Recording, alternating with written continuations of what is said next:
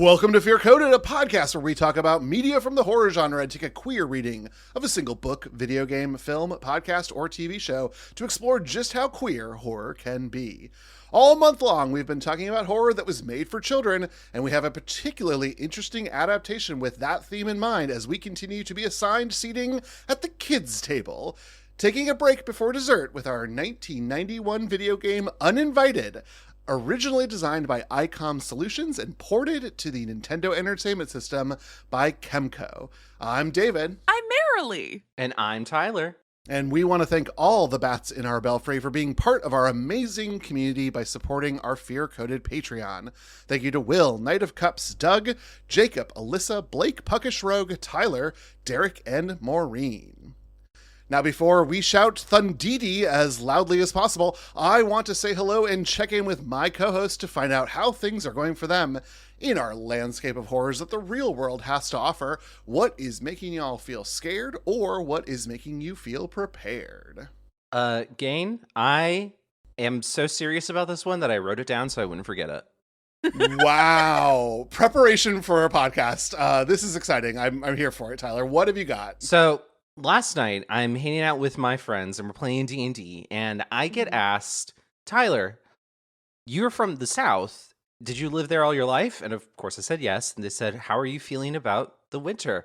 And Gain, my answer to that question is that I am both prepared and scared. Oh, okay. Nice. All right. Let's start on the plus side of this one. What makes you feel prepared about winter? So Marshall and I enjoy cold weather. I have been in the snow before. I've been in Michigan in February. And that was fucking cold. And then I've been in a cabin when it snowed, and then had to drive. Well, I didn't do the driving, but I've been driven through the snow before. So I do feel like, okay, it gets cold, but if I am properly bundled up, I'm ready. Sure. And even then, Sure. I don't think it gets as cold as I was raised to fear the cold. As in like the feeling. Like I know it's going to get like temperature wise really cold, but eventually it gets to a point where it's like it's just cold. It can't feel much worse than how it already does. And then thankfully I'm not close to the Great Lakes or anything like that, so I don't have to deal with lake effect snow.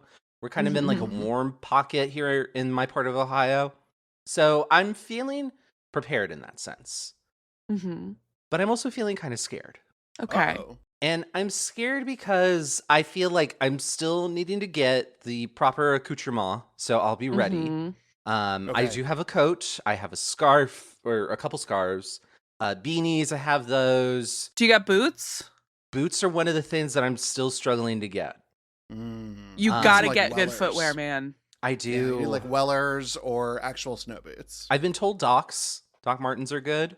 They have like a snowy version. Yeah. I was raised on LL Bean, like when my family was like wealthy before. Well, not wealthy. We were never wealthy, but like had more money before, the Great Recession in 07, 08. We used to get LL Bean clothing every once in a while, and the duck boots that they have, I've been told those are really great. So I've thought about those.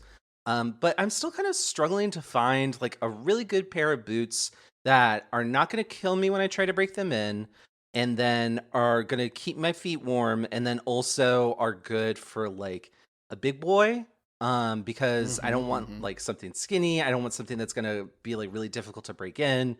I want something that's like chunky, but so that I'll feel like comfortable walking around, but not to the point that I'm going to be like, oh, my leg. Yeah, we need to evaluate what interaction with snow do you anticipate having? Are you going to go out into it, or are you just going to be prepared to be in it if it is around you? I suppose the latter. I don't plan on doing any like big snowy activities at the moment. Like I'm not skiing, you're not snowboarding, shovel snow. Yeah. Maybe a little snowman if the opportunity arises. I've never done that before. You could build a snowman in sneakers. You just might have to throw them away afterwards. They're just going to get wet. I like real big boots, Tyler, you need for like, I'm going to go be in the snow. Incidental snow might ruin a pair of shoes, but it's not going to kill you. Yeah. Okay. I would take a look at all of your closed-toed shoes and make sure to examine the bottom to see what the grip is like. Because the number one thing you have in particular have to be worried about, especially if you're not planning on doing outdoor activities, is traction. Because there's gonna be ice, and if you slip, that's gonna be your issue. You need to make sure you have traction on your shoes.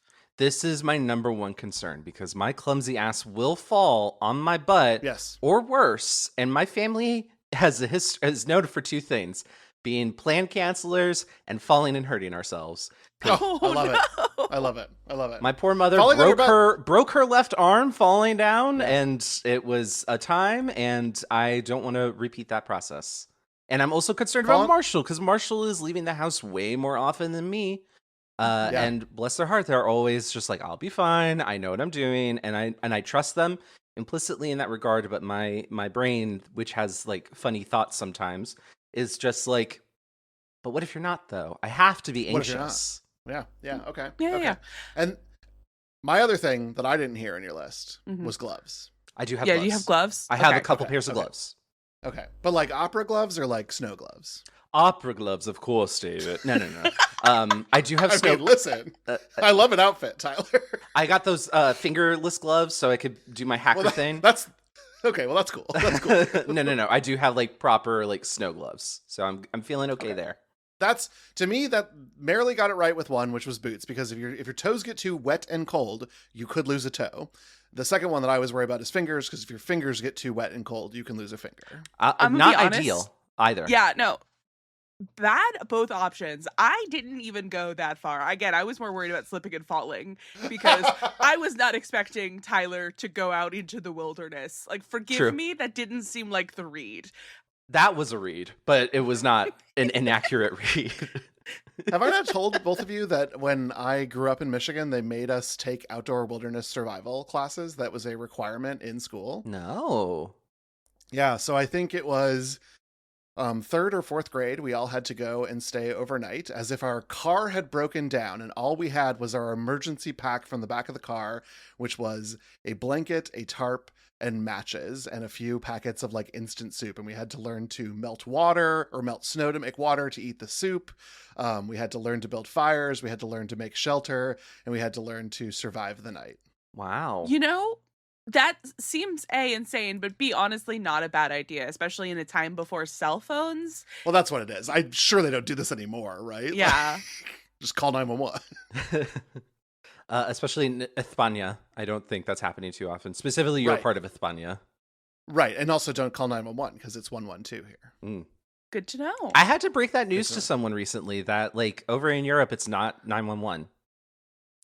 Or in the UK, it's not 911 either.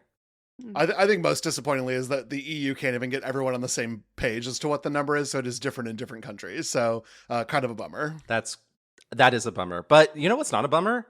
You both telling me if you're prepared or scared. So, Marilee, I'm putting you in the hot seat. Are you feeling prepared or scared?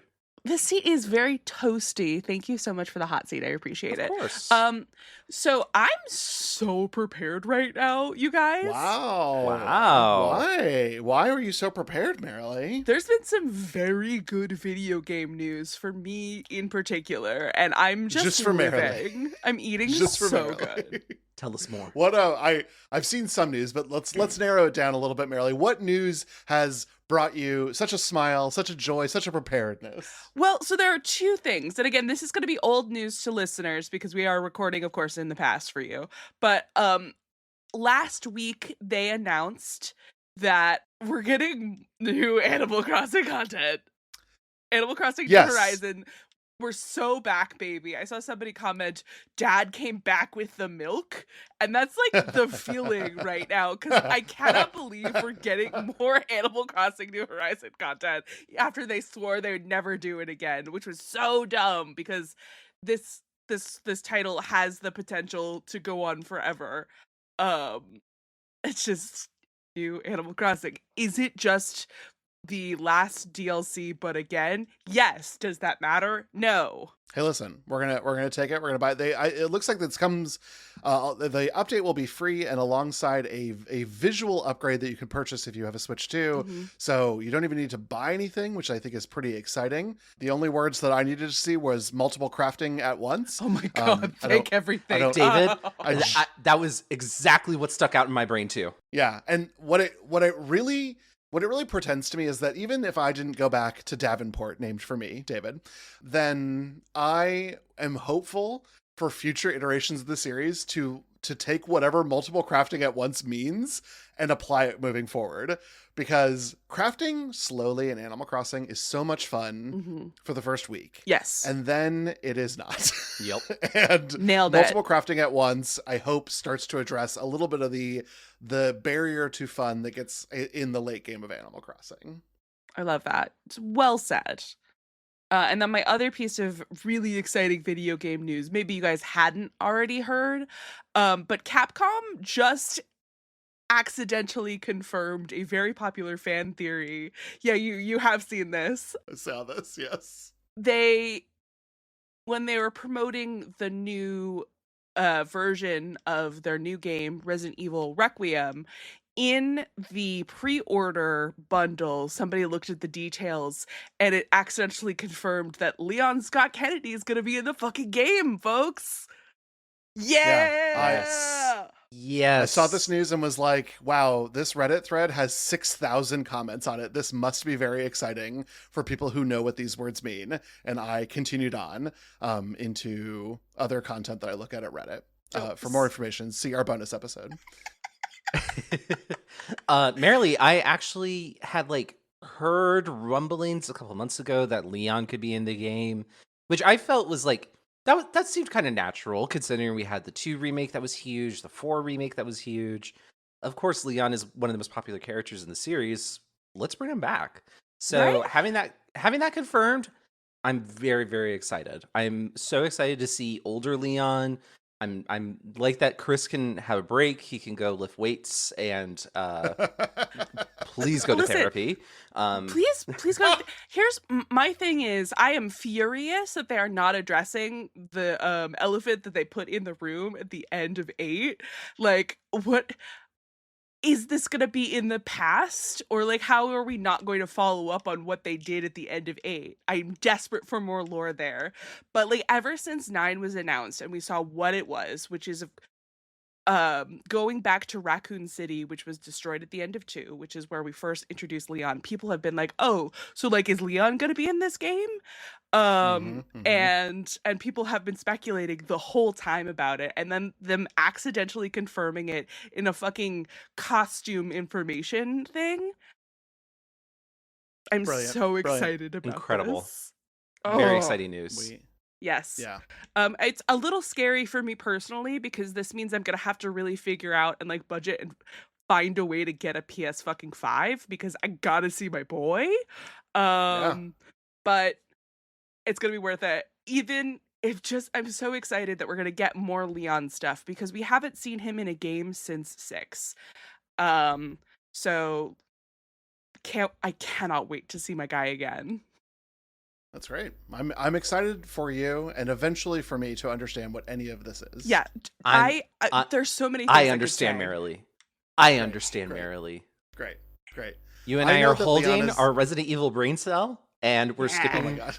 And we're skipping through the fields together, holding it. We're gonna get David in here with us someday. Well, I know that he's floppy haired. That's what I know about Leon Kennedy. Is he's got a little flop, and I do like that. I like his design. I have seen Leon Kennedy. I'm not inhuman and haven't been exposed to the internet.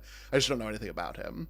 Is Resident Evil the Jill Sandwich one, or is that Correct. the other one? Yes. Okay, great. The other one, I assume, being Silent Hill.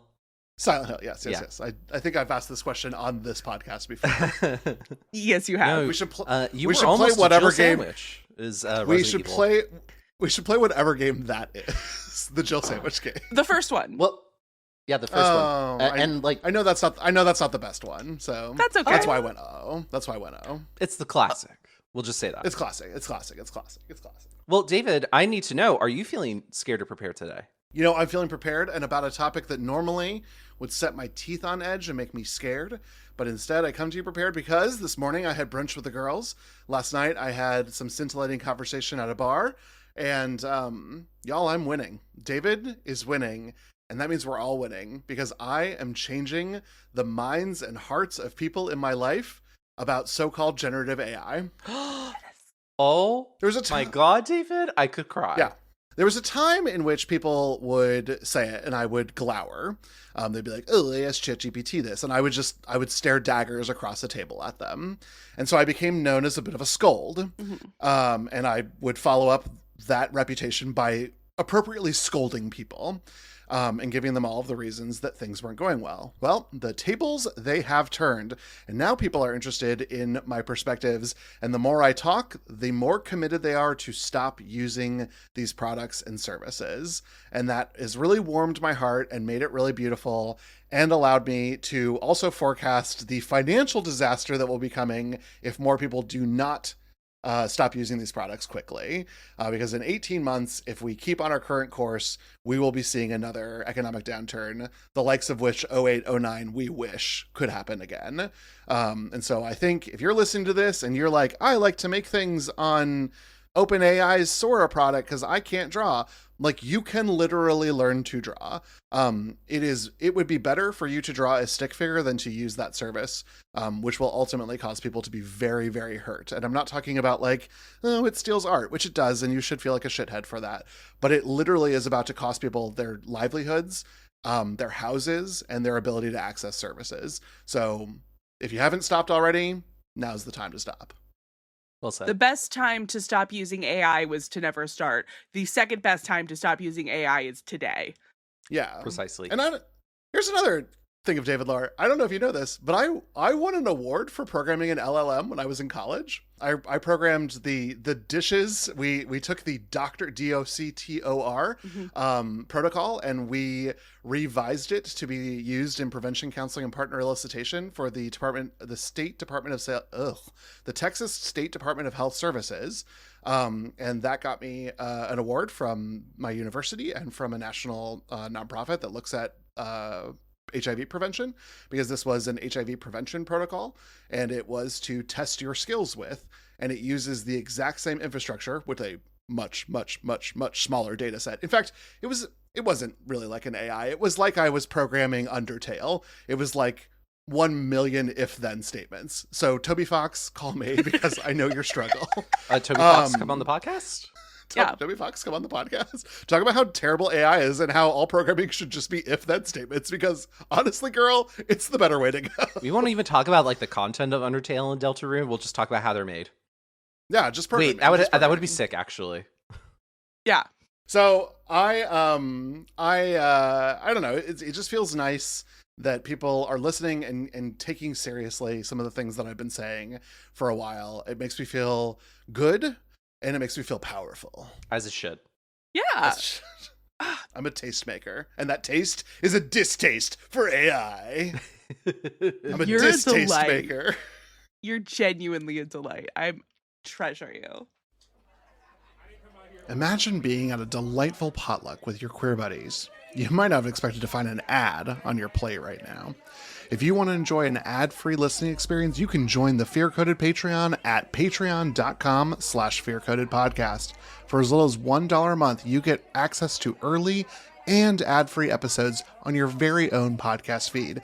And extra bonus content starts at $3 a month. So consider joining today at patreon.com/fearcodedpodcast.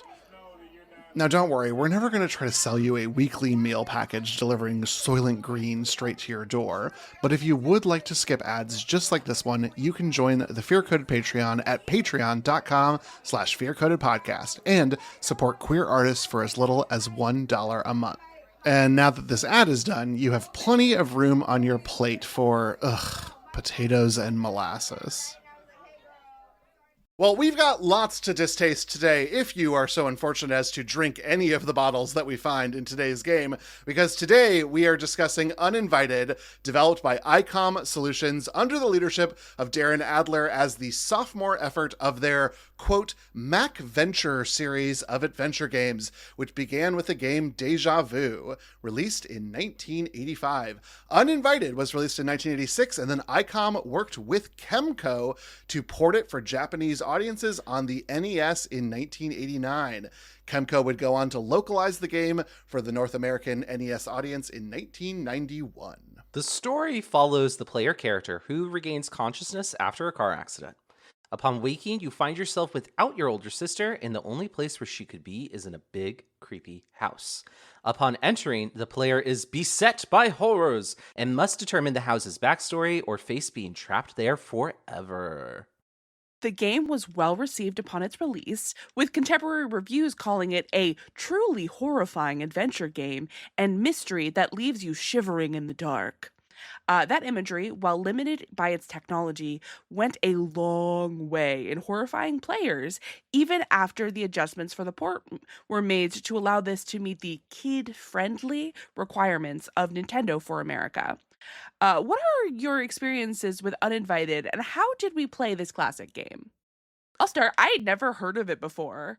Yeah, like David told us about this game. I Googled it, saw one of the scariest images of my life, and then was like, obviously, we should cover this. I did not play it, but I did watch a YouTube video.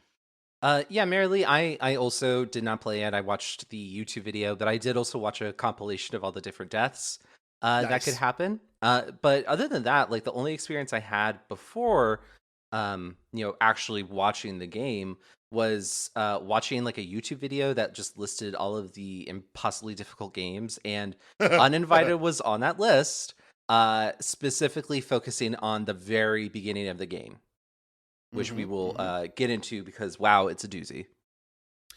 Yeah, so I of course recommended this game to Tyler and Marilee, and as you heard Marilee discuss, like in our planning session, both of you Googled the name and saw the cover art that like was the box that I saw and rented this as a child.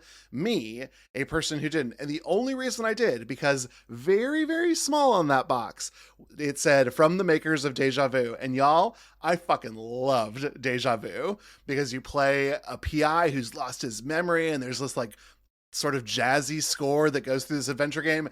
And it is a very achievable game. And so I got this thinking like, oh, this will be like more Deja Vu. And this I would describe as less achievable. There are some big leaps that we are going to have to take in order to solve some of these puzzles and get things done. But I had a lot of fun with this. I played it enough as a child that emulating it for this podcast, it was like putting on an old pair of shoes. I remembered how to achieve every death sequence. I remembered how to solve every esoteric ass puzzle. And I sailed through this, and it was a little bit, mostly the music and the visuals was like putting on a little bit of a warm blanket. I loved the series, and I'm really excited to be talking about this one here today. Well, that's incredible, David. I think on that note, we should just go ahead and jump into our themes. So our very first theme for the video game Uninvited is come on in, you're uninvited. This, of course, is not our first foray into the big scary house. Not even our first video game covering the trope, but this house is actually big and actually scary. It contains a catacomb, planetarium, a chef's kitchen, and 4 spacious bedrooms. Zillow, I would love to see this thing on you. With all of that, however, comes a spectrum of horrors. The first Mac Venture game was a sprawling detective story, as David explained, the game Deja Vu. And Uninvited mirrors that by making this big, scary house as big as we need it to be to fit all these scenarios. Yeah, I think playing this again as an adult with a keen eye for media critique, I was like, oh, this house is like architecturally impossible. Like, this is putting the Hill House to shame. Yeah. This thing's a nightmare scenario of unintelligible. Why am I going outside a second time? Like, just what is happening? listen, I feel like there's a perfectly cromulent read of this house is like everything past the first room isn't actually there and it's just all like in your head, because genuinely, how are these things supposed to string together? At one point, like, genuinely not architecturally possible is a great way to put it. Yeah. I have to assume that our character is concussed, if that were the case. I mean, they did wake up after a car accident, so you never know. That's right.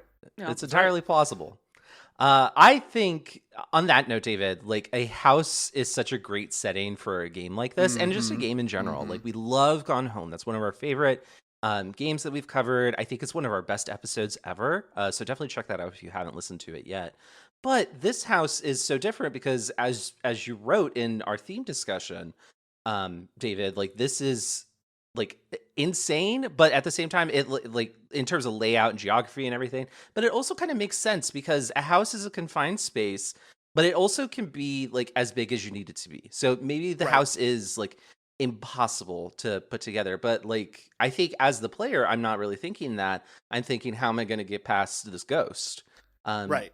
So kind of on that note, I think the Spencer Mansion from Resident Evil 1, which we just touched on, I think is probably like the most iconic haunted house in video games. There's no ghosts, but obviously lots of monsters running around. But I think games like Resident Evil 1, the original Alone in the Dark, they owe a lot of inspiration to games like Uninvited, because that is kind of our standard bearer for like a classic early age of video games kind of like haunted house. And for that, like I love that.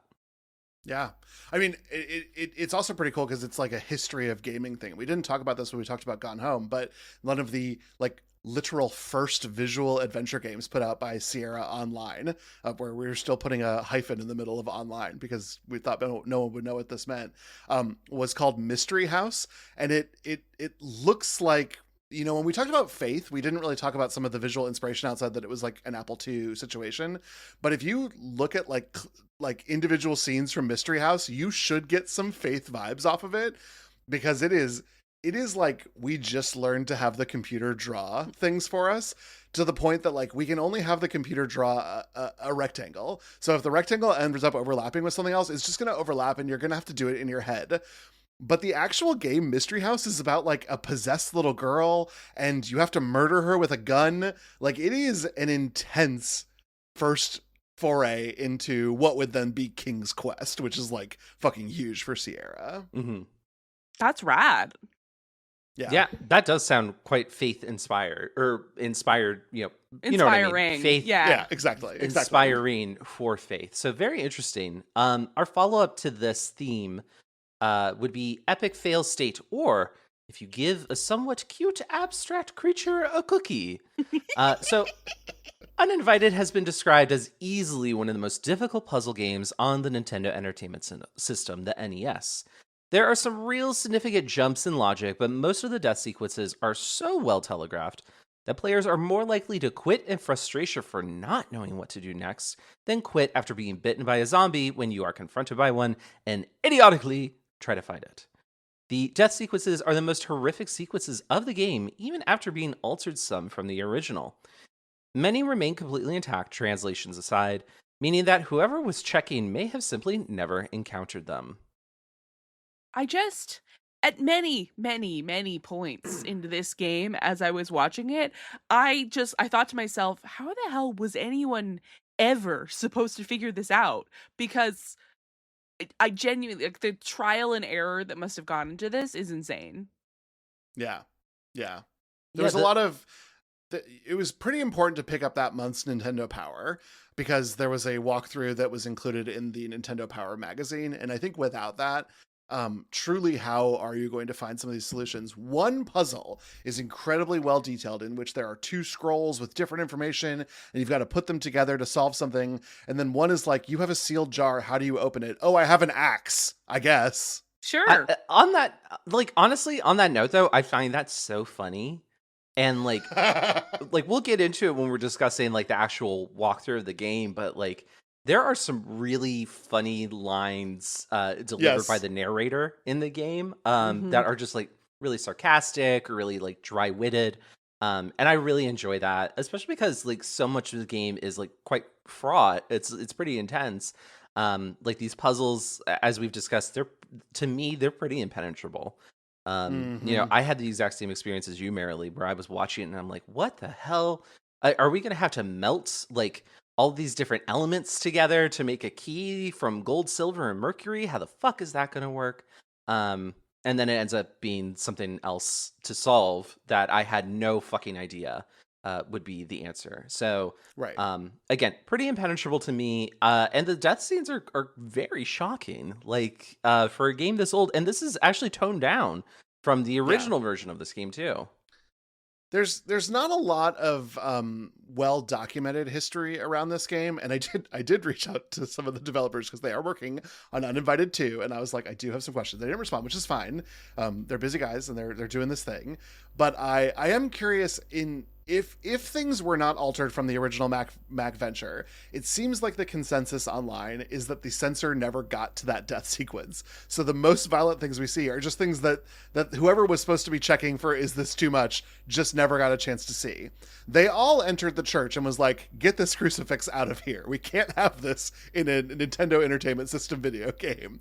But there are a few deaths on here that are pretty gory and terrible. Even the description of use axe on self is pretty violent. And so I think I kind of agree with the general consensus, which is that they just never got seen, and that's why we're able to still play them in this original version. Do we think then the person who was testing is just the best video game player in the world? Like, how did they avoid some of these deaths? They would have been given a script of what to do. That would be very common of how to finish an adventure game in this era, because quality assurance and censorship folks only have so much time, and they have all these video games to look at. So they usually ask for, how am I supposed to play this? Is that the case today too? Yeah, generally, if you're asking somebody to help with, like if I hired someone to help test a game, I would give them a general idea of how I expected them to play the game. Depending on the scope and the contract that we go through, I would also hope that they would play the game in unexpected ways to find bugs or errors or anything. But for a port of an 86 game that's going to Japan and then being retranslated back into English, this was probably a pretty low priority thing, which is surprising because it sold pretty well. Interesting. Well, let's talk about that port. So our third and final theme for today's episode is any port in the storm. So we're playing a port of the game, which is a term used to describe games that have been brought onto different consoles or platforms than they were originally designed for. The etymology is the same as where we get the word for someone who carries your bags, a porter. When code is not directly compatible with a new system or software architecture, it must be carried into that system. So a PC game cannot play an NES game, an NES game cannot play a PC game. Therefore, we have to make the NES version of this PC port so that we can then play the game on the NES. So this port for Uninvited on the NES added colors and music, really great music, by the way, as well as translated the story for memory containers memory containers. So you can only hold so many words in a memory container, otherwise it goes over the limit. Makes sense. So they were translated for these memory containers and then to make the scenarios kid friendlier. Which is part of why I wanted to bring it for our conversation, because I truly and honestly, I think if you watch this game be played, you might be like, why the fuck are we talking about this in kids horror? This is a terrifying experience. And yet this is the kid-friendly version of this game. Sure. Which is insane to me. Like, so David, Marilee and I did not play, or I personally didn't watch any of the original Mac Venture version of this game. Marilee, did you look up any stuff from the original? I tried, but I had an insanely busy week, so I frankly didn't have time to look deeper into finding original versions, especially because I knew that that's not what we were going to be talking about. So I didn't think it was as important as like making sure I really like watched the video and understood like the game and what we were actually going to be talking about. That's very fair. The original version that ICOM made, the Mac Venture, which was for Macintosh, wasn't even for PC, Tyler, was for Macintosh. And it used Macintosh's revolutionary Windows system where you could have, different information stored in windows. And so it was the first adventure game to utilize a visual inventory for the player. So when you pick up the axe, there is an axe in this window. It gives liminal space, so I do think that you all might have liked playing it, but wow, having no music makes it a much different experience. It's I don't want to say boring, because I do think it's a very good game, even on, and you can buy the MacVenture version on Steam today if you would like to. But I think it's actually a little bit less enjoyable to play. There's a lot more dialogue, which I think is fun, and that sassy narrator is like turned up to 11, Tyler. But without the like kind of fun background music, it does lose a significant part, and that is why I definitely wanted us to talk about the NES version. Not just for the children part of this, because this is the kids version, but I think that this is also like a better version of the game because of the music and the colors. But all the art's the same. When you get these close-ups, those close-ups were in the MacVenture game as well. Nice. So this game is allegedly kid friendlier. Can you, and you're an expert on this, David, so can you tell us like what about this game they might have done to make it kid friendlier? They did change some of the dialogue to make things a little bit less occulty. They did, I mean, as the Nintendo Entertainment System of America was doing, of the North America sort of branch of this, all Nintendo of North America would strip out crucifixes or devil worship or anything like that out of all of their games, and anything that got close to it, especially because of where the United States, their primary market, was dealing with like the post-satanic panic, which we talked about back in January, I guess, with My Best Friend's Exorcism, with Satanic Panic at the Disco, possibly one of our greatest themes that has ever existed. So they have to do all that. That's part of what makes it kid friendlier. There's a few other things, like removing some of the other violent imagery. There's a little bit less blood. But what's interesting is that the blood you do see here is red versus like gray in the MacVenture. And so I almost think that like, if you wouldn't have added color, it wouldn't have been a big deal. And then a big change on this, but I can't understand why it happened, and so maybe we can talk about it. But instead of saving your little brother, you are saving your big sister. And that meant they had to draw brand new sprites for this. And that was done for the Japanese market. And so when it was translated back for the United States, they just had to translate the big sister into all of it. Interesting. You know, I have been thinking about the sister change of it a lot, and I do think the game pretty explicitly was written with a younger person you're saving in mind, if only because in the beginning of the game you are clearly the driver of the car, and by the end of the game it seems like the protagonist is much younger, having this older sister who probably should have been the one driving, right? So like I do think that you can tell that a change happened at some point, but I don't know why they would have done that. I definitely want to get into that when we get to our Is It Queer section, because I have some thoughts. To me, though, like kind of going back to the kid-friendlier aspect of this, this whole scenario reminds me of the Indiana Jones and the Temple of Doom controversy that happened. So that movie is pretty famous for having a PG rating in spite of a guy having his heart ripped out of his chest. And it's fully depicted using practical effects if you've never seen Temple of Doom. So that obviously raised a lot of eyebrows when that released, and it is what generated the PG-13 rating in the United States. I'm kind of curious if this was before the Entertainment Software Ratings Board, the ESRB, this was like before they stepped in and could like label a game as being like T for teen or M for mature or E for everyone. So David, do you have any like knowledge about that?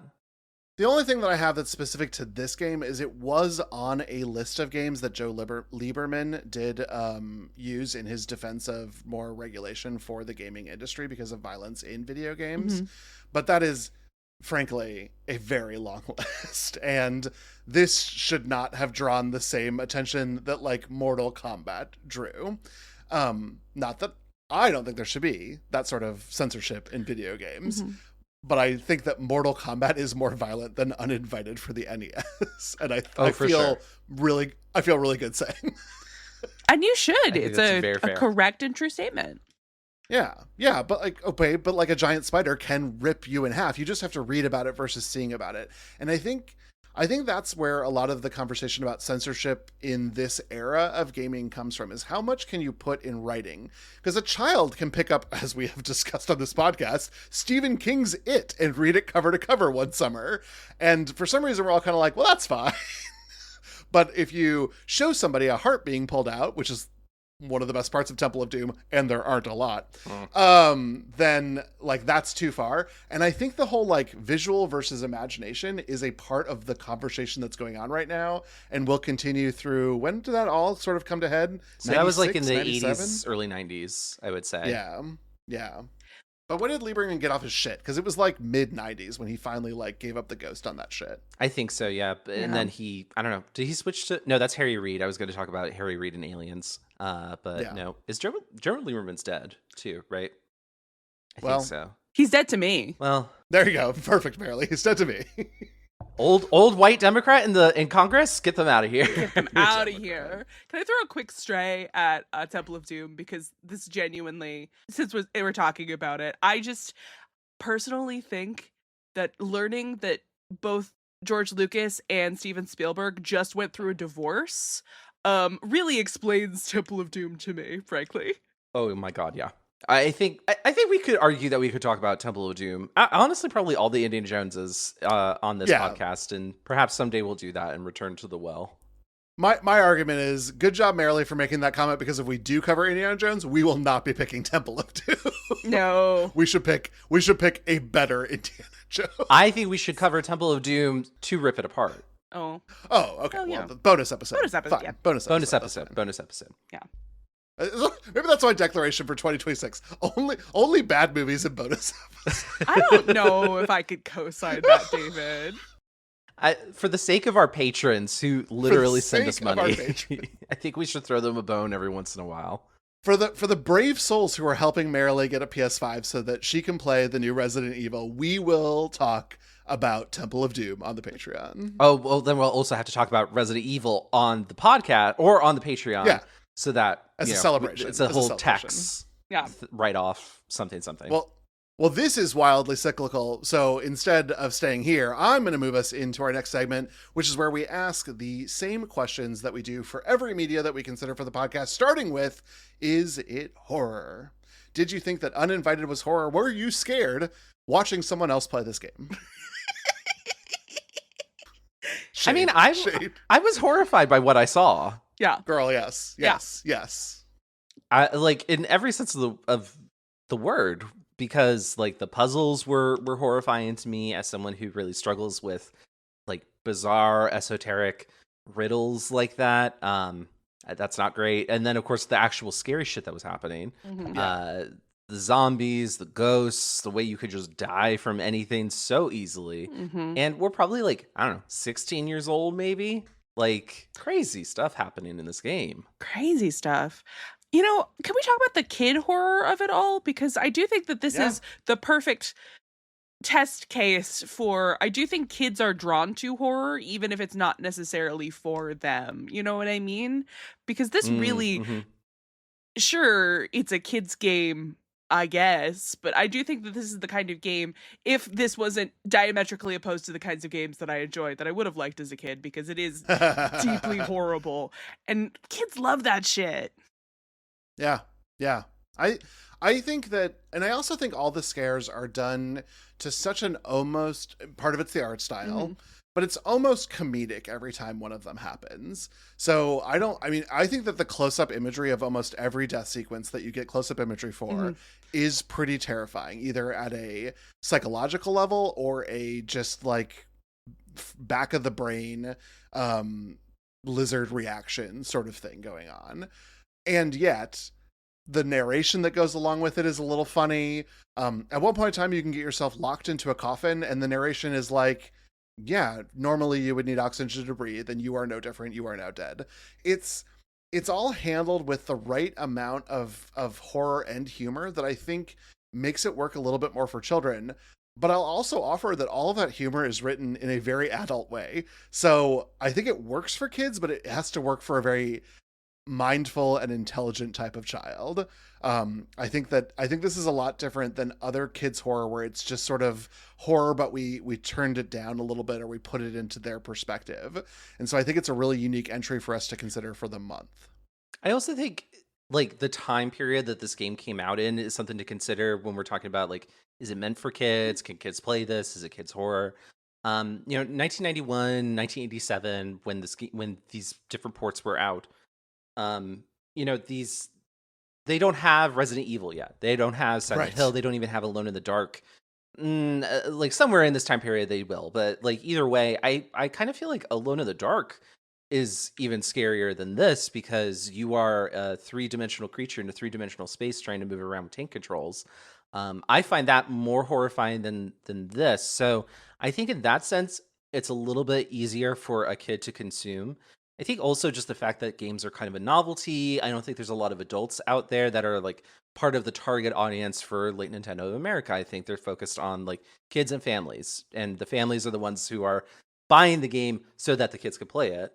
Correct. So I think in that sense, like this would absolutely qualify as children's horror, because are kids playing it? Yes. Is parts of it intended for children to be able to play it? Yes. I think this is what the point of video games are at that time, and this is part of that core audience. Like it's only, I think the idea that adults are gamers and are constantly playing games is a much more recent discovery than perhaps we were giving credit to. So I think this absolutely still qualifies as kids horror.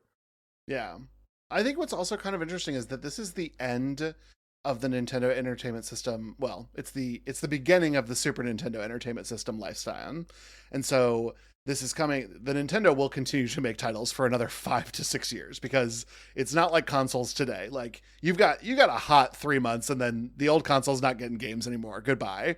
Nintendo dragged this out a lot longer, but this was the beginning of the end. And so it's interesting that Nintendo made an investment with this porting company, Kemco, to go back to ICOM and be like, oh, actually, we'd like to get these two games, Deja Vu and Uninvited, onto the NES, because we need some more titles on here.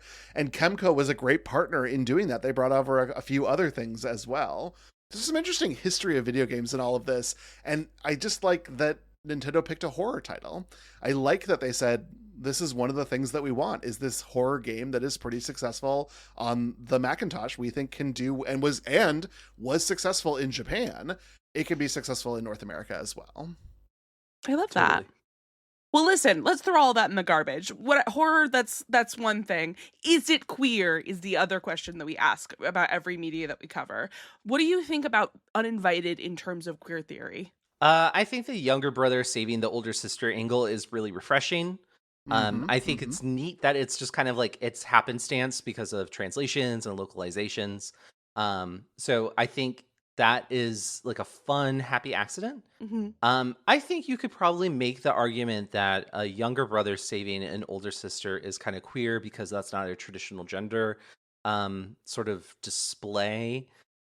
In which case, I think you could also say that's really more of like a feminist sort of theory, or maybe just more of like a gender theory type of thing. But I think all of these are part of the same, dish of feminism and queer theory. So in that regard, I think that this could be a little queer, but I'm not super buying into it beyond that.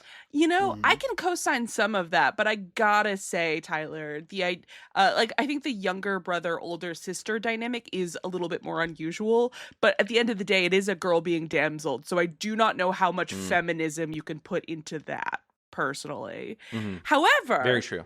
I gotta say, with the change, that does mean that this game does now count in our cinematic universe of possessed little girls, which, as previously discussed, is a very queer thing for that little girl to be. It's pretty queer. Pretty queer.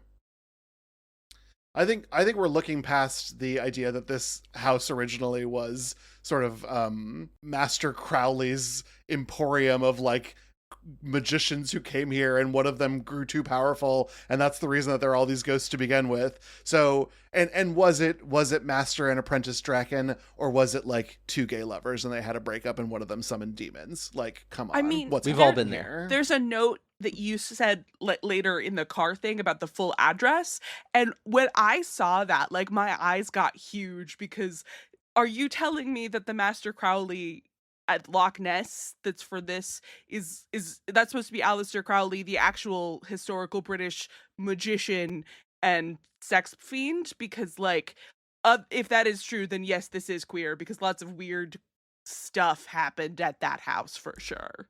Yeah. Yeah. How did they get this Scarlett O'Hara ghost? Were they just watching Gone with the Wind too many times? Because that's what gay people do. And then she just manifested because of magic.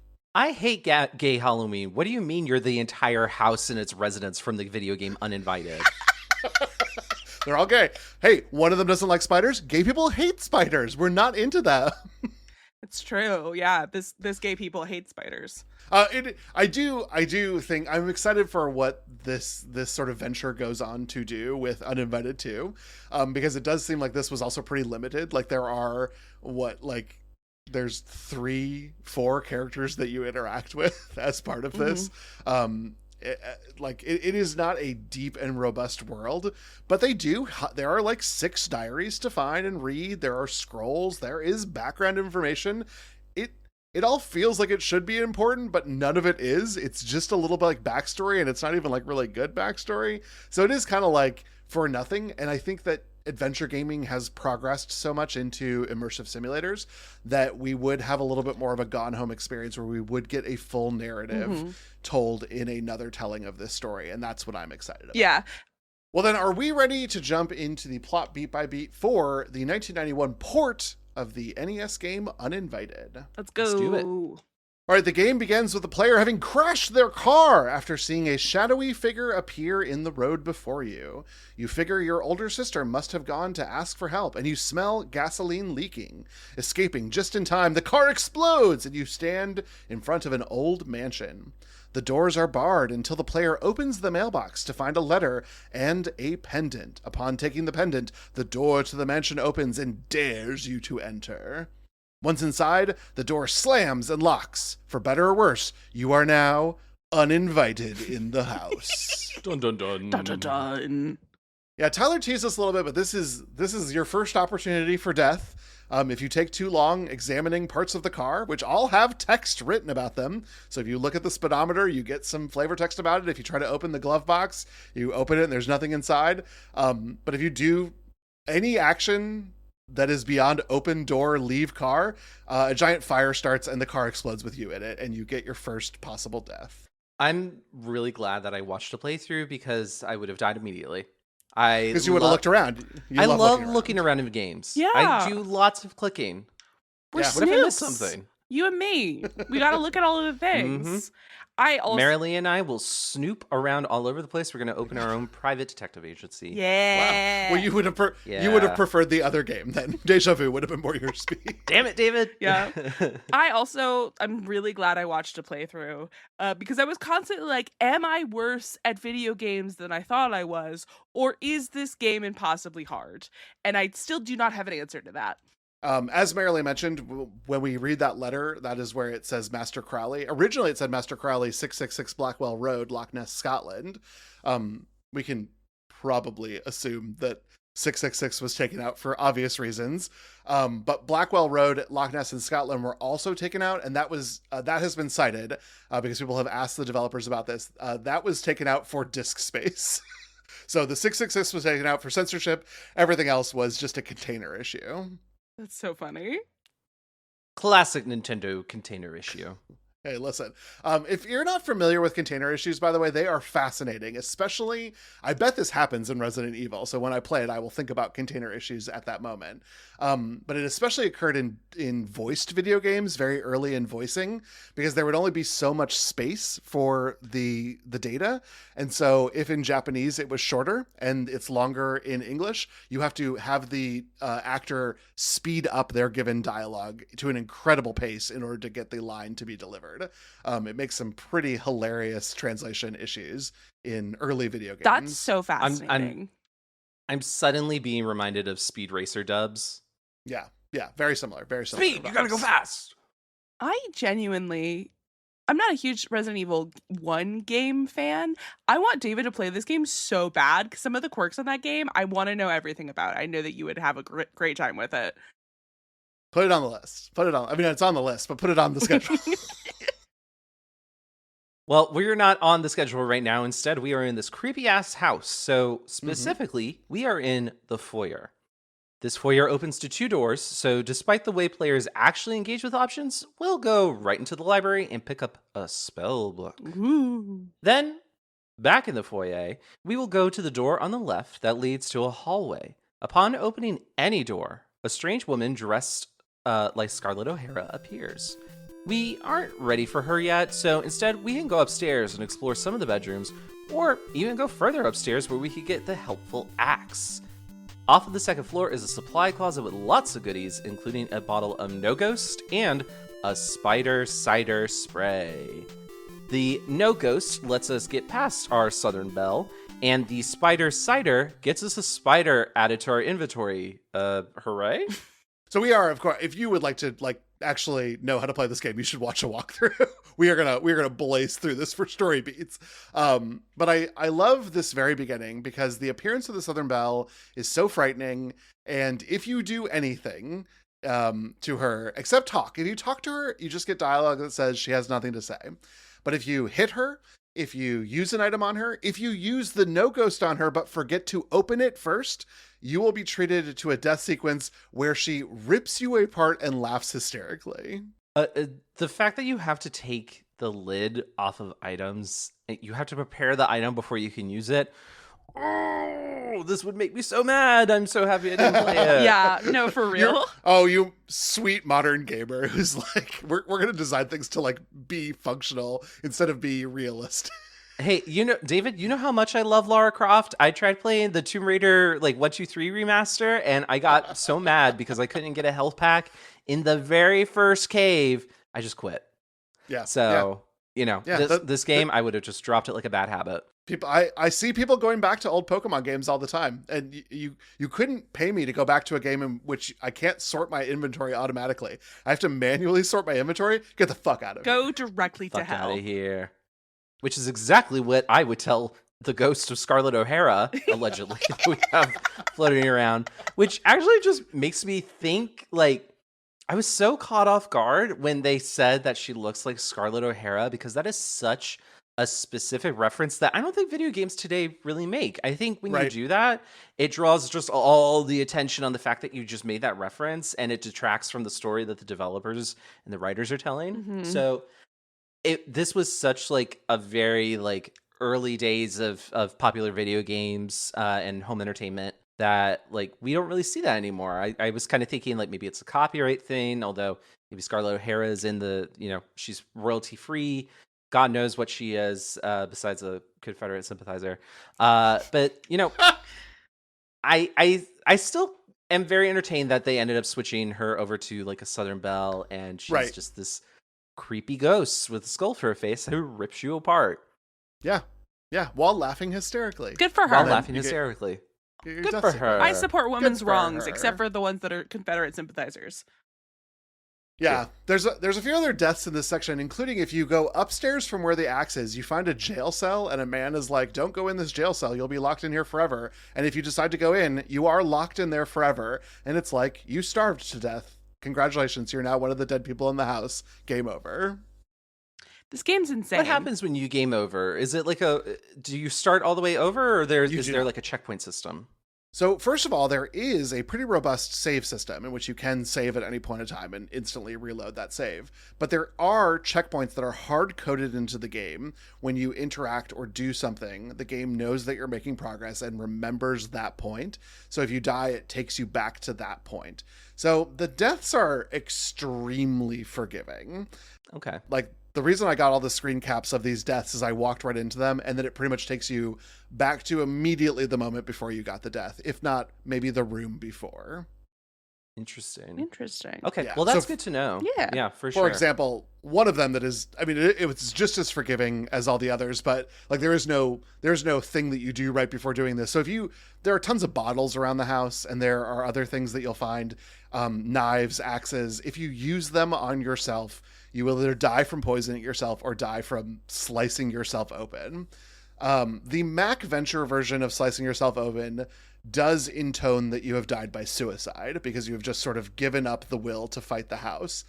This version is, oops, Butterfingers, you dropped the axe and cut yourself open. Now you are dead.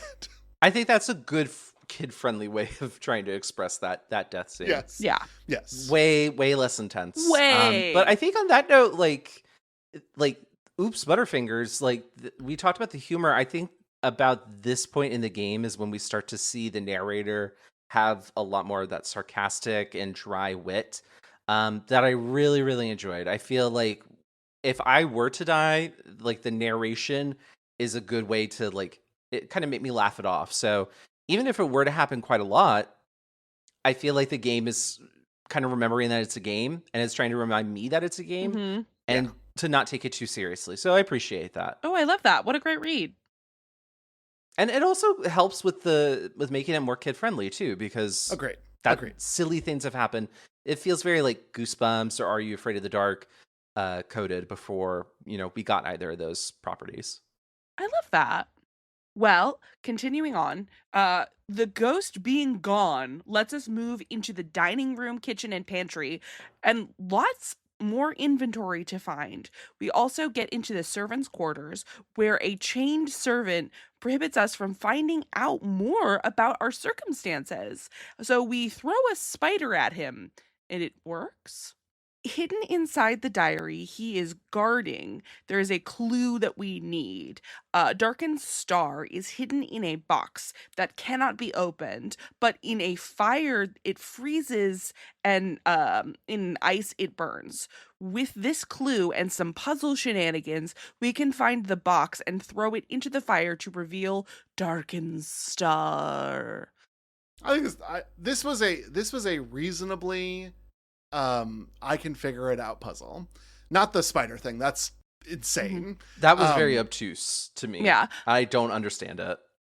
But the diary saying that in fire it freezes and in ice it burns does tell me, I can put this box into fire and I can get the star. That worked for me. Yeah. I will say that I didn't realize that the servant was alive. I thought that was a ghost. I didn't realize it until we were doing the notes. Yeah. I assume it's a ghost. Okay. I mean, I think it's okay. I think it's a servant who is now a ghost. Oh, horrendous. He's died and still has to work?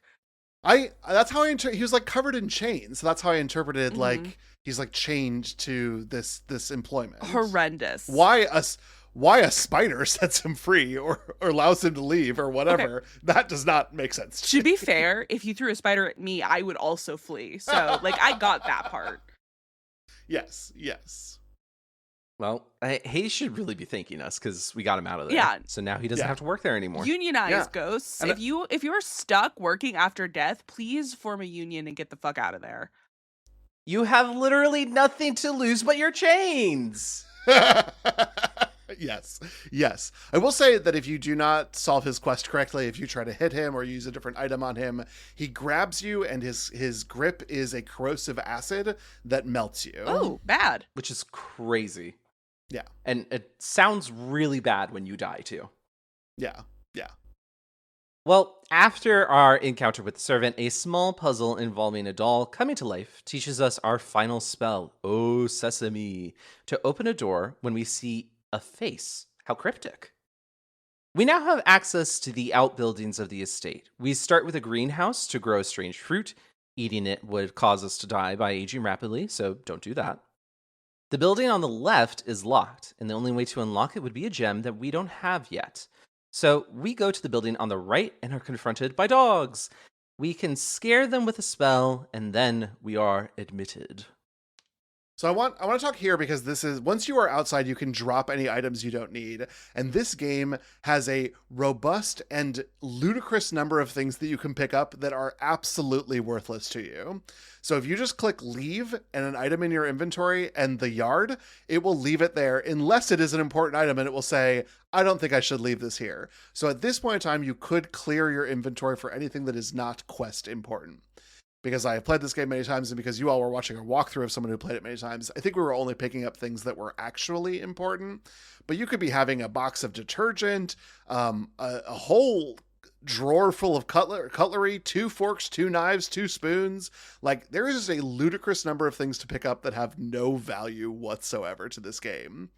But among them, and one of the things I really wanted to talk about, was in the drawer where we find the talking doll spell, we also find a ruby. And you might think, I like a ruby, I'll pick up a ruby. The minute you pick up the ruby, the game starts to track the number of actions that you take. If you take too long to finish the game or drop the ruby, the player will instantly die. And this is a throwback to the Mac Venture version, which had a constant counter from the very moment you got out of the car, that if you did not solve the puzzle enough, you would become part of the house. That's very punishing. That is so crazy to me. That feels not kid-friendly. No. Like, decisively so. Yes, that is, I mean, they kept the ruby in there to sort of give the vibe to it, but as a child, of course, I picked up the ruby every time. And so my impression was always that I had to solve the game faster, and you can do it. It just, you just shouldn't pick up the ruby. Don't It's pick up very the ruby. intense that way. Yeah. Switch to hard mode on an already hard game. And I put a couple of the screenshots in, but really what it is like every 5 to 10 actions, you get that creepy music start to play, the red skull pops up, and you have these ominous messages that are like, you feel a force taking over your mind. You know that it is not your own. Like, it is just this constant, like, psychological reminder that you're being corrupted by the house. I don't like that. Creepy ass house. I love it, Yeah. actually. Like, well, I know what you mean, Marilee. You don't like it, but you kind of love it from like a horror perspective. Oh yeah, right? no, like becoming like losing your will and becoming part of the malevolent architecture. Delicious. Bad though. Mm-hmm. Very Haunting of Hill House, I must say. Mm-hmm. Yeah. And you know how I feel about that. Or and like the original American Horror Story, just like the house itself is like a magnet now because it has been so corrupted and you are being pulled into it. I guess black hole might be a better analogy, but yeah, I think that's so great. But it would have driven me insane and made me really angry. Yeah. Can we talk about these dogs? Yes. Yeah, I mean, we talked about Indiana Jones earlier, so the narration here was dogs. Why did it have to be dogs? So Tyler, talk to me about these dogs. Yeah, so we run into these two dogs outside, I think, of the chapel area. Yes. But they are they hellhounds? Are they regular dogs or that have been corrupted? We really can't tell, but they are very aggressive and very violent. So from what I have seen and the research that I did, it seems like if you do anything but scare off the dogs with the Thundidi spell or some other aggressive spell, they are going to attack and tear out your throat. And the narration does a pretty vivid job of describing how they kill you. Yeah. And there is also this really scary image of an angry dog with drool and slobber coming out of its mouth, very foamy, very Cujo-esque. And that dog is pissed. It looks very angry with you. So originally I thought it was a werewolf, and then I was going to be like, oh my. But alas, it was just a normal dog. Just a normal dog. You know, I gotta say, Dang. I kind of gave it points for being queer earlier. I revoked those points because you cannot pet the dog, and that is homophobic. That's very true. Homophobia, the game. I love this dog art. I think it is truly terrifying. It is some of the best use of color in this game to take the black and white version of this, which was also pretty good, and just to add a little bit more layer and function onto it. I love this. I think Tyler's right. It does kind of look like a werewolf. Because we are sort of collecting all of our like horror tropes here too. I mean, I don't personally put Ghost Southern Belle in my horror tropes, but maybe I should. Maybe there should be more Ghost Horror Southern Belles. Maybe that would be, you know what Ghost Ship could have used, Marilee? A Southern Belle? I'm not saying that is a wrong choice, though I do think that our incredible opera singer is kind of like taking that spot. She's kind of the Italian version of it, isn't she? Yeah, she's an Italian Bella. Yeah, she's a Bella. That was good, Tyler. She's a Thank you. Bella. But so we had Marley in chains, like a sort of one of the famous ghosts. We now have a werewolf. I wonder if we'll see any others as we continue through this big spooky house. We shall see. Interesting. Well, we get inside the church and we gain access to some important tools: a goblet of holy water and a set of candles. Because we see a bust that has a face. We can say, "Oh, Sesame," and the bust will admit us forward, but warns us not to go in the darkness. We can light the candles before proceeding, and thank goodness we do, because we are attacked by a ghost when we proceed, and it is offended by the light that we brought. And now we can go down into the catacombs. Dun, dun, dun. The musical shift that happens when we enter the church is so dramatic from what we've had so far. So I guess I would say that the MIDI music that we've heard, like the little bits and beeps, if you're unfamiliar with the concept, is like, it's intense, it's suspenseful, it's definitely like kind of fast paced, so it keeps the player going and it keeps them motivated to keep pressing forward. Here, it almost feels like, I'm going to mention Resident Evil again, like a Resident Evil style safe room. This is a place where we are not going to immediately be attacked. The church itself seems like relatively safe, at least if you don't go underground. But I think it suddenly switches over to like this really beautiful organ music that's playing. It sounds very angelic, despite it being just like electronic beeps and boops. So I really loved it. It actually reminded me quite a bit of the music that's used in Faith, which also is MIDI music. And it's, again, just very beautiful, very pleasant, and a nice, like, almost genre switch. And it calms us down a little bit, because I think this is the most straightforward sort of just puzzle kind of style room that we've had that isn't trying to kill us. Yeah. And the developers were always concerned that somebody would get this far but wouldn't figure out the doll puzzle to get O Sesame. And so when you take the chalice and reveal this like hidden compartment you can go down, if you attempt to go down it, the game says, "I don't think you want to go down there. There's a big spider there." And you have to continue to try to go down 3 times until you are finally allowed to go down, and then you are torn apart by a giant spider. But one of my favorite things, and as a child, I asked adults what this meant, and they just said it's part of like 20 questions or whatever. But one of the narrations that you get is, there is a spider down there that's bigger than a bread box. And for my entire life since playing this game, if I have to describe something as large, I will call it bigger than a bread box. And that is the stupidest thing in the world, because it's kind of like, who has a bread box anymore? And that's not really that big. Like, the spider is way bigger than a bread box. I mean, to be clear, if I saw a spider bigger than a bread box, I would freak out. Yeah, that would be enough to convince me, like, I should not encounter that fucking spider. Yeah. This is a dog with 8 legs. Yeah. And I just dealt with angry dogs. I don't think the Thundidi spell works on the spider that's a dog size. No, and even your spell for spiders will not work if you go down this way into the chapel. It's only if you go this way through the cave. I also love that there's like this little moment that the bust is like, don't go forward without lighting your candles. And if you just do, then the ghost that swoops down at you just kills you. And it kills you by ghost. It just it swings in front of your face, and then you get the death skull. That's like your adventure has ended. It is the least descriptive death, and I don't understand why. A ghost killed you. What's not to understand? Pac-Man rules. I understand. Pac-Man. He just... So the candles are essentially our big white dots. They are. They're our big white dots. I see it now. I see the vision. You lost but me. No, I'm glad that we... Oh.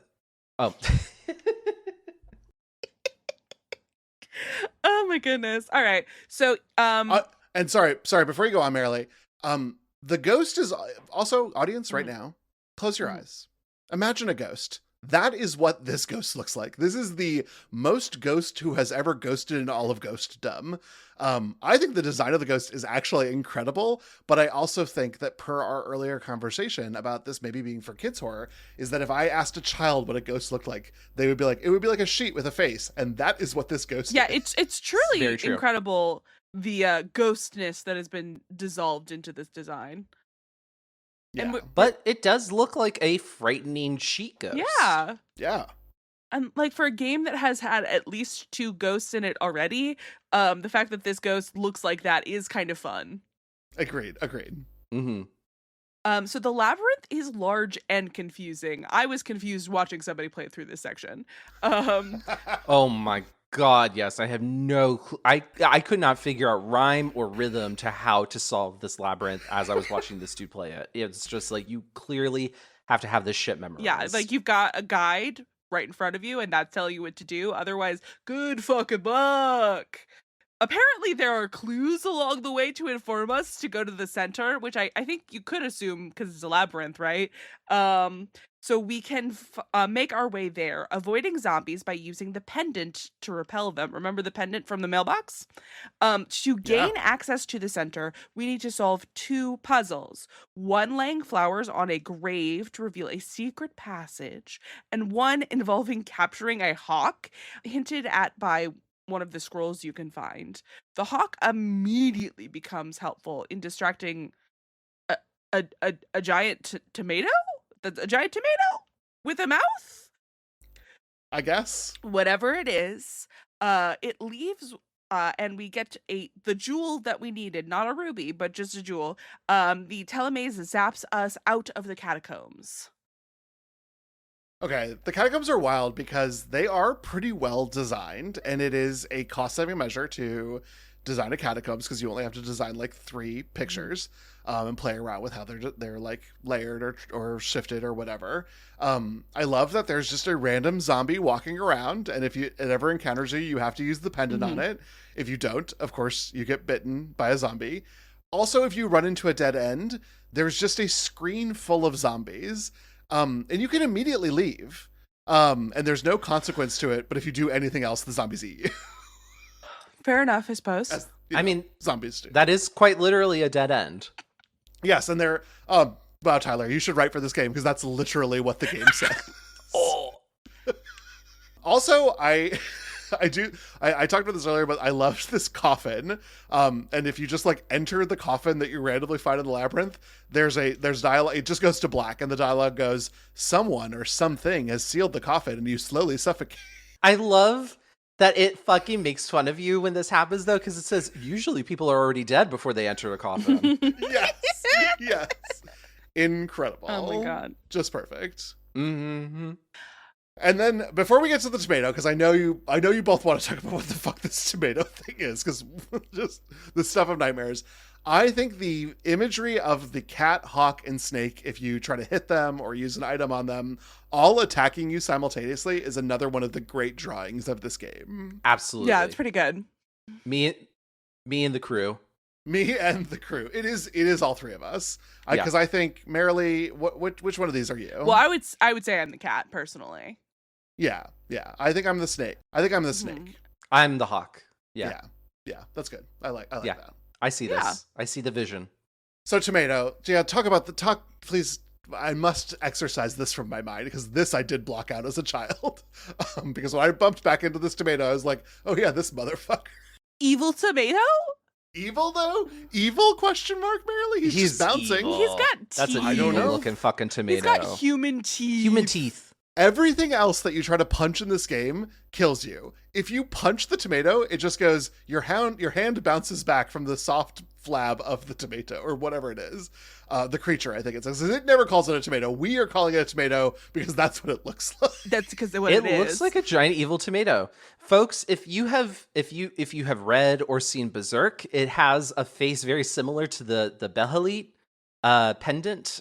So if you know that, you get it. Otherwise, I'll just describe it. It is a very semi-photorealistic looking face. Yeah. Yes. Plastered onto a tomato. I'm gonna be honest, this is a strong contender for what I'm gonna use for making the cover for this episode. So if it's not the cover for this episode, you will probably see it on our social media this week. Yeah, I was a little bummed. Again, I remembered a lot of this game, but I don't remember dying to the giant tomato. So I thought, like, I'll try to die to the giant tomato so I can get the death sequence so I can include it in the notes. And there's no way to die to it. It will not kill you. No matter what I did, it wouldn't kill me. Maybe it isn't evil then. Maybe it's just neutral. Just a weird guy.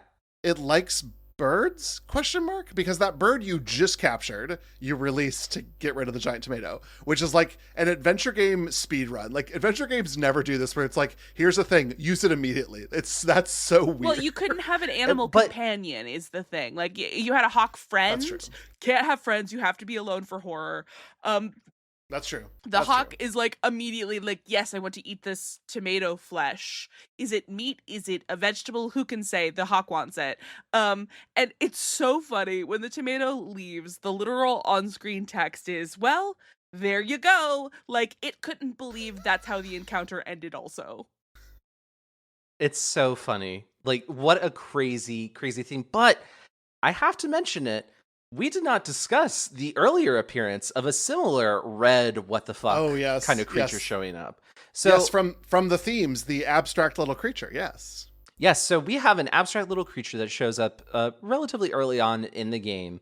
When we go, I think it's on the second floor into the game room, we go to check out like a wardrobe, and then suddenly the music shifts over. It's kind of a jaunty, sort of like funny tune, and this little red goblin creature just shows up, isn't touching the ground or anything, is just kind of floating by, pixels moving, like very like jolting into place, and he just kind of crosses across the screen. The game is like, a weird little creature showed up. That's strange. We should follow up on that later. Yep. That's it. That's all the game gives you. And that's all the game gives you. There are 4 rooms that he can just show up in and do his little animation, and there's nothing for it. There's only one room you can actually interact with him in, and that's the game room. It was honestly a very... This is a fear-coded record. The second time I'm mentioning Undertale and Deltarune in one episode. Yes. Excellent. But it felt very like Undertale and Deltarune kind of coded. Like, it feels like Toby Fox almost certainly played Uninvited. And this is one of those games that really informed how does he want to present his story, because these sort of non sequitur introductions of characters that seem random but are actually integral to the plot is so like a Toby Fox kind of move. And especially with like the jaunty music that shows up, and it's unique to this creature. It reminded me a lot of just like some of the enemies that you end up befriending or having to fight in Deltarune. So like the fact that was more than 25 years before either of those games released, really awesome. And I love that kind of spirit is carried on in this new age of like retro inspired video games. Yeah, it's really cool. It's really cool. I love the abstract little creature. I think he's great. I think we should adopt him for the podcast because he doesn't seem malevolent. Not at all. He trades cookies for keys, and who hates that? Who hates that? Nobody. I mean, and all he does is just kind of wave the key at us to be like, I have it. I have the presumably he's stolen the key. To be fair, I feel like I'm the abstract little creature of fear coded sometimes. You have your own theme music, and you just dance for merrily as amusement. Exactly. Yeah, and then I eat a cookie from you guys. There you go. That's my payment. At least I know what my Halloween costume is for 2026. Yeah. Yes. Abstract little red creature. Well, now that we've zapped ourselves out of the maze, and now that we have the jewel, we can access the building on the left, the Magisterium. The jewel fits perfect, and we are admitted. Inside, a scary blue bug creature is hissing to us about food. We can give it the strange fruit from before that we grew in the greenhouse, and it goes away. Now we can access a laboratory where a safe requires a combination. This can only be solved by considering 2 items that you have come across. One which tells you that gold, silver, and mercury together can form a key, and the other which gives you the atomic numbers for these elements. A tricky but solvable puzzle. My ass.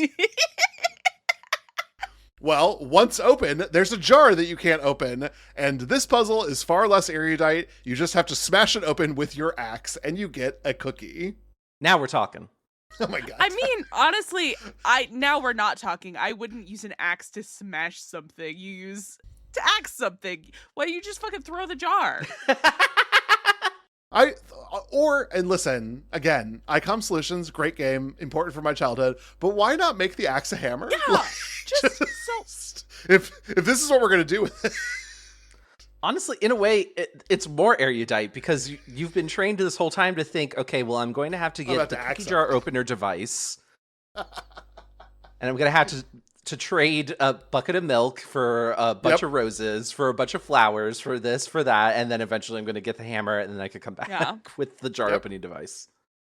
I love this game's wicked sense of humor. We get a lot of that going into this, and I've touched on it already. But this like blue creature is so bizarre. I love that the fruit is also like from again another Indiana Jones reference. Man, we're going for records here, baby. Truly. With all the references that we're making.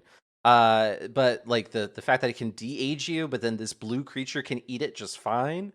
And it's also that I honestly thought, David, going into this was not an American made game. I thought this was a very Japanese made game. Yeah. Because it uses a lot of Christian imagery, which is very common in Japanese like RPGs and stuff, and horror games because it looks cool, which is understandable. The aesthetics unmatched. The aesthetics unmatched. And then we suddenly start moving away from kind of like Christian and Western type of horror monsters, and now we start getting these bizarre creatures that are just random. Alice in Wonderland seems like you were maybe on an acid trip when you came up with it, which like Right. I'm thinking of like Persona and Shin Megami Tensei, which all come much later, but still kind of have that same sort of like body horror. I don't know what this is that I'm trying to deal with kind of horror. And I think that's funny because we end up with tomato creatures and this weird blue monster and our abstract little creature with the key and cookie. But it's also so strange and kind of off-putting, and I really appreciate that. I didn't expect it from an American game that was originally developed in the late 80s. Yeah. And we love our weird little guys, because just like the tomato and just like the abstract little creature, this blue weird insect thing cannot kill us. You can hit it, you can use other items on it, and the only thing that can impact it is giving it the strange fruit to give it away. This does not lead to a fail state here. Interesting. I was really concerned about that when I was watching the guy play it. Yeah. He's just a fun little guy. He just wants fruit. I feel like Same. the guys that can't kill you would be another layer of frustration when you're playing it, because at the very least you know what to expect from that. If there's just a guy that exists, you know that you have to interact with it in some way, and you have to figure out what that is, might be a little difficult for a player. Yeah. I agree. Because I totally see that. Well, because then for all intents and purposes, for us, he's a fun little guy because we're here in 2025 and have a walkthrough. But otherwise, it's just a locked door. It's just a locked door with a different name. Yeah, that's 100% right. Mm-hmm. I mean, I guess that's how you could describe pretty much everything in this game, though. It's like it's just that some of the locked doors will bite back. Yeah, but it's no Alan Wake where there's lots of different pathways to solutions. It's no, I don't know why I'm just picking from this world. It's no Control where there's multiple paths to get to your objective. Like it's an old school adventure game. This is not an open world game. There is one way to go, and that is any diversion from the path is death. And that way, it's very not queer. Yes. Well, I don't like when people don't follow the rules, Tyler. So you must die.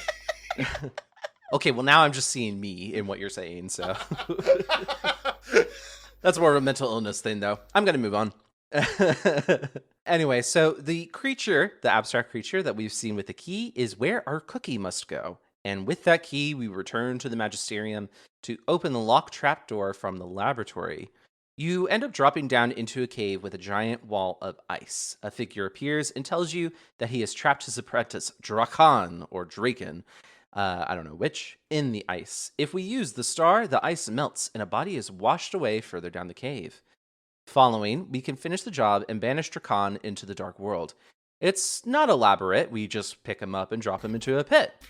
Then we leave and we're back in the fucking house. This whole thing is so stupid. We're back in the It's a detour. I've locked my apprentice into this wall of ice. All I need you to do is melt the ice that I made and let him float downriver. And then if you could just help him get into this little pit. He's really close. You just need to him right into the pit. That's all I need you to do. By the way, I'm a magician who can turn people into giant walls of ice. But this whole thing is so silly and stupid.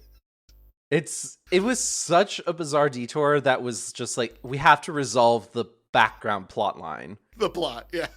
Yeah.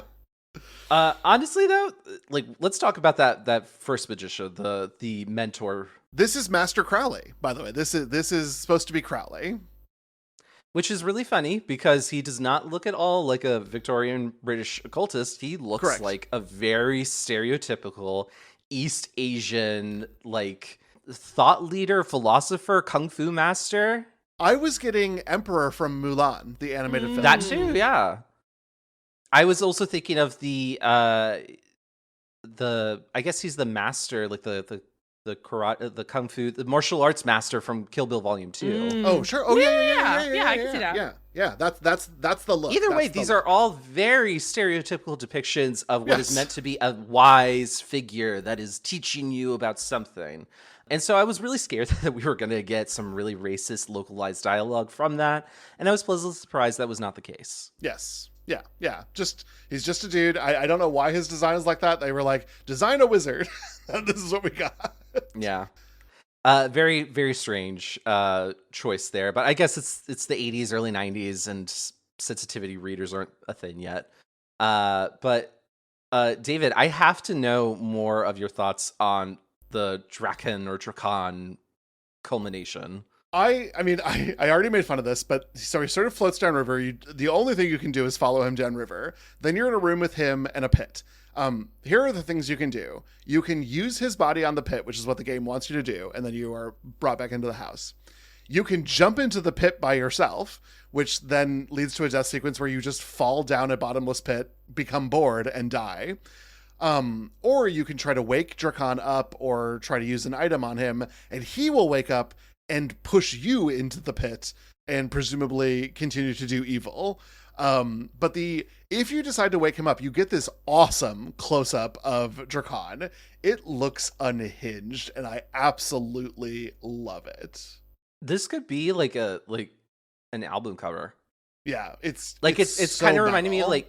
like King Gizzard and the Wizard Lizard, that album cover. Like, I really am into it. It's a really good design, and it's like the only humanoid that isn't a ghost or zombie that's been depicted like this. Yes, I had a good time with this, and I really appreciated it. Mm-hmm. I love that.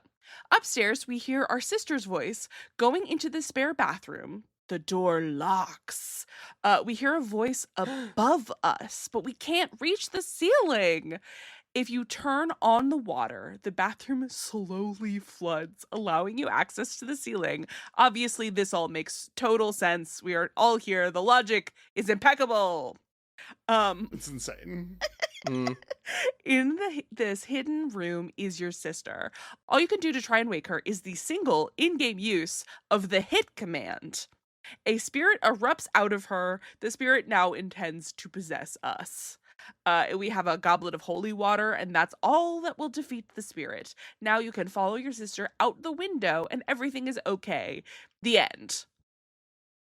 Okay, a couple things, because I wasn't trying to overdo this with like the Mac Adventure part of this, but when you arrive up here and you get the demon out of your little brother is yeeted out the window. and in this, when the demon arrives, they added an animation of your sister like calmly getting up, opening the window, and leaving. But you know what's funny about that? I noticed that behind the demon, the window is broken. Like someone got yeeted out of it. Oh man. So I do think you can't do that in a children's. No, it would be really funny, but I simply must ask, what the hell were they thinking with the flood the bathroom puzzle? Such a question. Such an honest question. Such a truthful question. And there is one scroll that is like, water will raise your spirits or something to get to the thing that you need. But I truly and honestly can't figure out how you would know to do this. Or how you would know that you could open the lamp to escape the room. Because if you wait too long, you will just drown in the bathroom. As one does. Hey, I just watched Nightmare on Elm Street for the first time. Hey, Yeah. big news for fear-coded fans that were paying attention to that. But yeah, Nancy's mom warned her, like, you'll drown in the bathtub. Yeah. And she must have been playing Uninvited when she realized that. Sure. I also love this final death sequence is kind of one of the most fun, which is if you don't use the goblet, you try to hit the demon or whatever. You get confronted with like strangely, two of our favorite little guys, which is the abstract little demon and the cute bug Mhm. creature, a zombie, the demon whose color palette swapped, and then a pixel art of death that is nowhere else in the game. And it is like, you have been possessed and you are now like stuck in the house forever. I mean, that was kind of the threat for most of Which the is- game, right? Like, you're just stuck forever there. I was just like, did we design this death just for like the visage of death, like with the scythe and everything, just for this death sequence? Probably, Yeah. yeah. I think That's just to like wild. really hammering home, like, you are toast, brother. Yeah, you should have used that goblet full of holy water. You fool. You fool. But let's talk about like the actual ending when we are reunited with Big Mhm. Sis. And I gotta say, I was really scared that there would be like a Faith style last minute twist Mhm. here.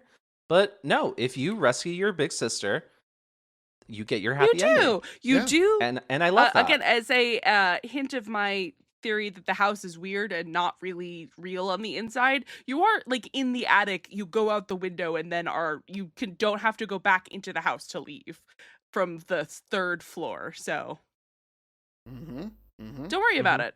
And it's like bright and beautiful outside, and then you get credits. It's over. The game is Yeah, over. there's a summer And honestly, breeze. like the narration of this is free of that sarcasm and wit. It's very genuine, and it actually makes you feel like you have earned this happy ending. And don't worry, everything is genuinely going to be Yeah. okay. Yeah. And I feel like any horror movie, there's always that last minute Mhm. scare. And the fact that this game didn't do it, I actually kind of appreciate it, because it's like, this is such a difficult game. We're playing a young person and we're trying to rescue our devoted family member. Yeah, hell Hell yeah. yeah. You get your happy ending. Yeah. So I really appreciate that in this game. Yeah. I think the ending is really fun. I think it's cute. I think I would have liked holding a crucifix up to the demon a little bit more than the goblet of holy water, but I understand that was too religious. Not that holy water is somehow not. It's fine, whatever. I do sort of regret that change, because I do think a lot of demon lore is rooted in sort of the Christian Mhm. lore. But you know what? I'm very happy with it. It was such a great revisit. I loved the stressful music here in the attic. I just think it was so well done to tell this story. Yeah. Honestly, Totally.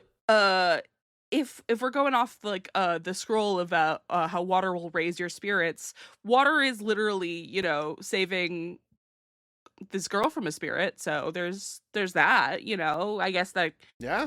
you could say that's sort of foreshadowing, sort of. Yeah, I guess that works on two levels then. That scroll. Yeah. It tells me that these developers, especially with modern technology, are really going to give us a treat here soon. And so I am very excited for Uninvited 2. You can wishlist it on Steam right now if you would like to. And I hope that the three of us get a chance to play it for a future episode. That would be really fun. Is it Christmas themed? It seems to be in winter, but I didn't get the vibe that it was Christmas themed. It just was a snowy house. That's all I know. Okay. That's a nice twist. I mean, the original takes place in the summer, and now we're switching over to winter. Yeah. So, how did we feel about Uninvited in terms of horror or queerness after our conversation? Any other final thoughts for the episode? I had kind of hoped that we would find more queerness through our conversation. I was very happy with our talk, and I was very happy to cover this game. I don't think it's got the most queer representation in it. I do still like the idea of Drakan and Crowley having some sort of like disagreement where it's like, I couldn't throw you down the pit. All I could do was lock you in this giant wall of ice. I have to bring somebody here to throw you down this pit. Falling down a bottomless pit, that's kind of gay, but otherwise I wish there was a little more queerness. I think there was plenty of horror. I think this game is terrifying, and I think the only reason I enjoyed playing it was because it was a video game and I was hungry for them. I love that as a read. Yep. But here's the thing. Here's my secret. I didn't really enjoy this game. I kept thinking that this was really hard. I didn't like the music very much personally. I thought it was like it was fine, but it wasn't anything like the chapel music I did like. But on the whole, I thought that this game was very much not my thing. But I did really Yeah. enjoy our conversation about it. I do have more to appreciate about it now than when we started. I don't doesn't it would be a stretch to call this queer. However, I do claim the little girl as part of the possessed little girl cinematic universe because, again, said before, I've said it, I'll say it again. That's a pretty queer thing for a girl to be doing, you know? Mhm. Yeah. No, I feel like I'm somewhere between the Mhm. two of you. I enjoy this game in the sense that I really appreciate it for being, it feels like a good landmark of where video games are at this point in Mhm. time and where they will go. Part of the reason I think I mentioned, and Marilee mentioned too, Resident Evil and Deltarune and Undertale, is that these are very popular games that have a legacy that you can directly trace back to this early age of point and click adventure Mhm. games. So you've Mhm. got Deja Vu, Uninvited, the Sierra. What was that game called again, David? Mystery Mhm. House. Mystery House. Like all of these things can be traced back to it. And then, of course, Gone Mhm. Home as well. And for that, I really, really appreciate it. I don't think I would have enjoyed playing this game simply because it's not for me. But I think this is still a very fascinating game. I wish it was in more conversation. The fact that I've only heard about it discussed as being part of a very hard game is in like a list of other very hard games, I think is a little Mhm. unfair. I think this is definitely a difficult Mhm. game, but I think it should be known more for like this is a good point in time that you can look at and see where did gaming come from, where is gaming going, and it's represented here in this kind of like interstitial period. Mhm. I think even the fact that it's a port of a game that then was ported over and then ported back to its place of origin in a new Mhm. shape, I mean, that is so unusual. And for that fact alone, I think like maybe the game itself is is kind of queer in that Yeah. regard Yeah. because it's just doesn't fit the norm of how game design normally goes and game releases normally go, even at this time Mhm. period. So really interesting. I think it being a little bit of a redheaded stepchild in that sense makes me like it more. Mhm. Mhm. But that's more like on like the meta level. If Yeah. you just were told me like Tyler play this game, I would probably bounce off of it. But Yeah. again, it's just not for me.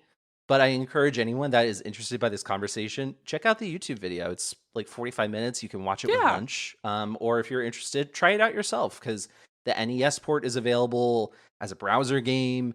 You can download purchase the Steam version, which is like the original Mac Mhm. Venture Yeah, port. well, it's the Uh, whole pack. You can't just buy Uninvited. It's the whole pack now these days. So mm, you get Deja Vu, Uninvited, Deja Vu 2, and Oh, Shadowgate. so lots of bang for your buck. You know, I personally am interested Yeah. in the Uninvited 2. I think it's going to be very interesting to see what they so many years later are interested in expanding the story with, or if it's nothing and just having new people come to the house and like having other fucked up shit happen, which fair enough. Yeah. hmm Very interested in seeing what they got going on. Developers of Come Uninvited on the 2, pod. please respond to David's email and then Yeah, come on the Yeah. podcast. respond to David's email. Respond Come to David's on. You should email. always respond to David's email. No, they're busy.